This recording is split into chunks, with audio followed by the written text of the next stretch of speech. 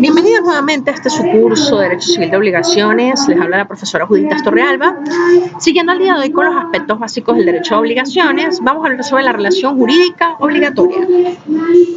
Debo enseñarles que para poder hablar de la relación jurídica obligatoria, como lo vemos en la gráfica, tenemos que ver 4 elementos importantes: lo que es el objeto, el deudor, el acreedor, como elementos del derecho subjetivo y del deber jurídico, y lógicamente ver en lo público y en lo privado el vínculo. Hay que reseñar que la relación jurídica obligatoria está conformada por estos elementos, dado que el objeto es lo que lleva a que nazca la relación, el deudor es el que asume el deber jurídico de la obligación, el acreedor es el que detenta el derecho subjetivo, y el vínculo, sea de carácter público o de carácter privado, se conforma por estos elementos. Como lo dice la lámina, la relación jurídica tradicional, conformada por derechos de crédito, distingue claramente un sujeto pasivo, que es el deudor, de un sujeto activo, que es el acreedor, unidos por un objeto que se traduce en la prestación. Y este es el punto que los une, pues la conducta que espera el acreedor es la que debe efectuar el deudor. Debe reseñarse que la obligación, en términos históricos, como lo diría en latín, es juris vinculum quo necessitatis astringimur, alicuius solvendi res secundo nostrae divitatis iura. En términos, la obligación es una situación bipolar. ¿Por qué? Porque está formada por un lado por la posición del deudor y por el otro lado del acreedor.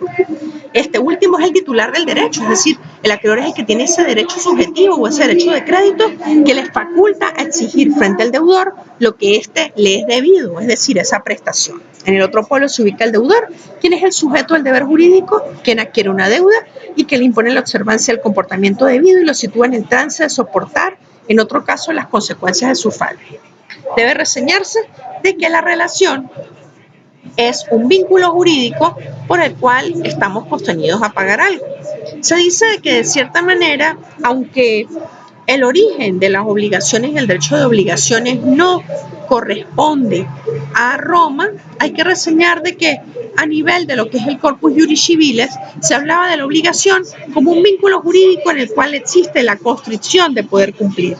Tal vez la novedad más importante de la doctrina moderna radica en sustituir la noción vínculo por la de relación, la cual se considera comprensiva entre lo que se llama una deuda y un crédito. Cuando una persona asume la obligación de alguna manera restringe o comprime a su esfera de libertad a un deudor, y algunos aluden al lazo derecho. Debe reseñarse que la relación obligatoria, según la doctrina, tiene una definición. Aquellos consideran la relación obligatoria como aquella relación jurídica entre dos o más sujetos en virtud de la cual una persona determinada llamada deudor está vinculada o sometida bajo el poder coactivo del ordenamiento jurídico a cumplir una conducta determinada patrimonialmente para satisfacer un interés, aunque no sea patrimonial, de otra persona determinada llamada acreedor, que tiene derecho al cumplimiento por parte de la primera. Es decir, siempre va a haber un vínculo jurídico que está sostenido por la norma para que el deudor cumpla al acreedor. Se tiene que señalar que las dos características de esta relación es que como relación obligatoria en su conjunto, y el lado pasivo de esa relación, esto es la necesidad y sujeción en que se halla el deudor como consecuencia de ella. Hubiese sido más precisa hablar de una denominación global del derecho a obligaciones y créditos para asignar en sus dos aspectos a una teoría, dado de que la deuda y el crédito no solamente están presentes, sino también está el hecho fundamental de que de la deuda nace el crédito, y es en ese tiempo de espera de que se crea ese derecho que es exigible del acreedor al deudor. Debe reseñarse que de cierta manera encontramos que existen 9 características importantes sobre la relación obligatoria. Encontramos la bipolaridad, que es esa relación deudor-acreedor de la cual ya hemos hablado, la patrimonialidad, que está enmarcada en esa sujeción que se tiene de que aunque existan obligaciones que no generen dinero, la misma debe ser susceptible y calculable en dinero.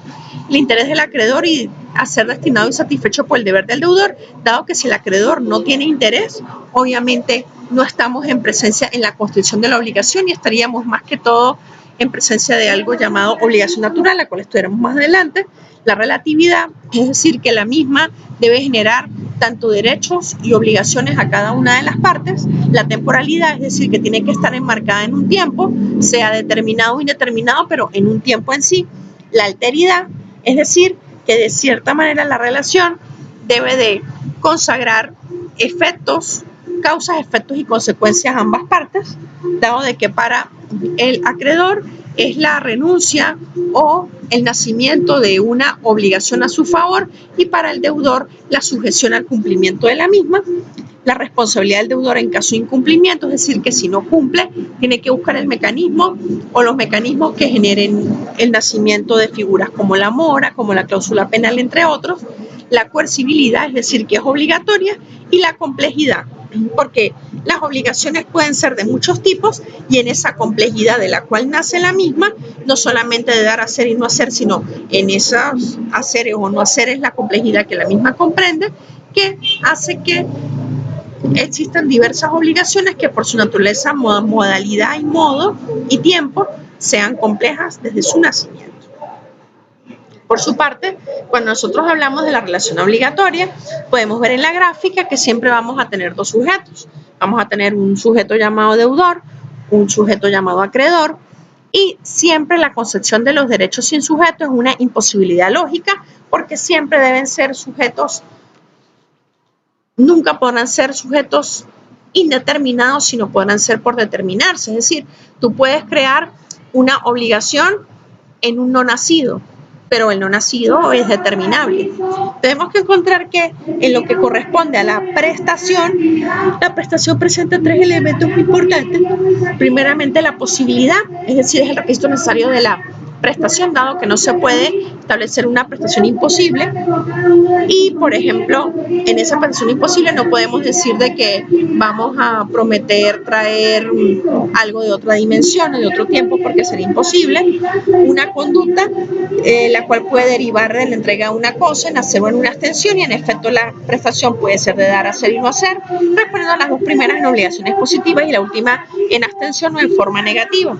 La prestación debe ser posible, es decir, materializable, lícita, que no puede ser, porque por ejemplo una obligación ilícita, que sería por ejemplo decir que voy a vender el cuerpo, o que voy a vender drogas, o que voy a vender ciertas armas sin tener la autorización, no puede ser una obligación tomada como verídica, determinada y determinable, es decir, palpable y susceptible de valoración económica. El objeto puede ser, de la relación obligatoria, es la prestación o conducta a que se obliga, es decir, puede ser una prestación de dar una cosa o de cumplir con alguna conducta. Tenemos las excepciones, que por ejemplo en materia del vínculo, que el vínculo es el nexo que liga a la persona con la otra y se incluye en ese nexo o en esa necesidad jurídica de cumplir. Encontramos excepciones como los juegos de azar, las garantías, y en el juego de azar porque a veces no es obligatorio el cumplimiento del mismo, en la garantía porque la garantía es la consecuencia de la obligación, más no necesariamente pueden haber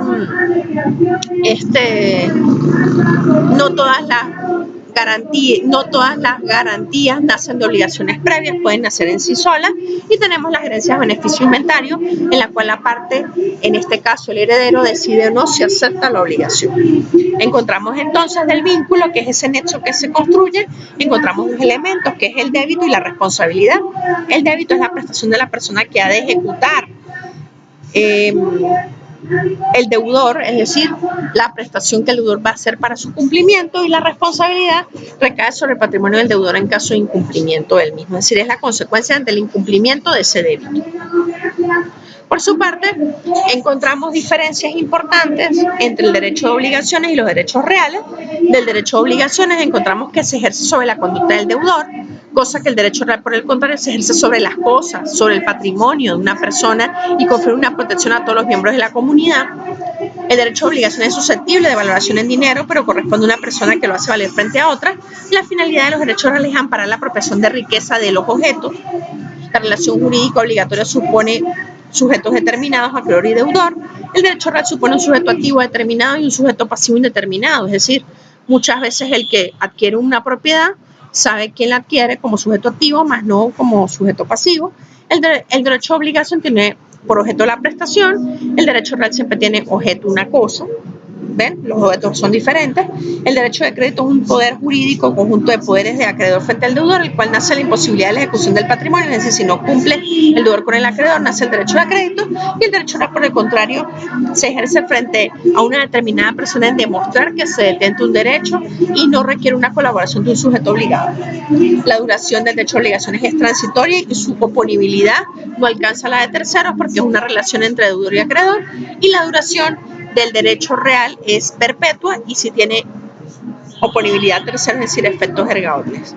Algunas tendencias doctrinarias quieren equiparar ambos derechos, pero como pueden observar, tienen diversas connotaciones y lógicamente hacen que no sean iguales. Esto era lo relativo a lo que teníamos que establecer sobre la relación obligatoria. En próximas entregas seguiremos hablando del maravilloso mundo del derecho de las obligaciones. Les habló para ustedes la profesora Judith Astorreal.